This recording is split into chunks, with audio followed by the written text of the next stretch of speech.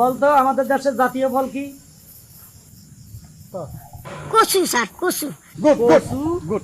এই কিসের গুড়? ওর হয় নাই, তুই বল। জাতীয় ফল বেগুন, খাইলে চুলকায় স্যার। এটা জাতীয় ফল? স্যার আমি অন পারবাম।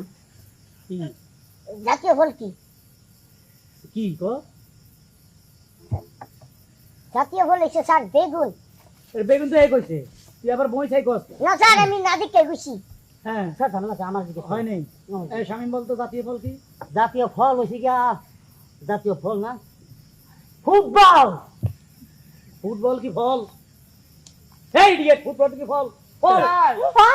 তো ওরা তো পড়াশোনা করে না, সারাদিন বাউন্ডারি করে বেড়াই, তো ওরা পারবো কোথা থেকে? খালি আছে শয়তানি করতে। আচ্ছা এই তুমি বলো তো জাতীয় আমি পারি কি? লিচু।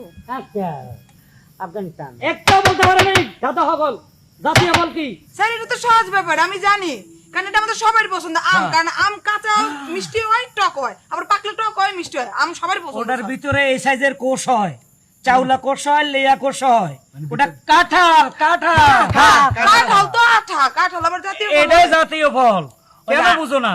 আটা দিয়ে কিন্তু মানে স্যার আমি একটু খুঁজে দেখে নেই। দেখো আগামী মাছ কাঁঠাল। লাগবে, পুরো মাছ লাগবে, মাছ এটা দেখতে।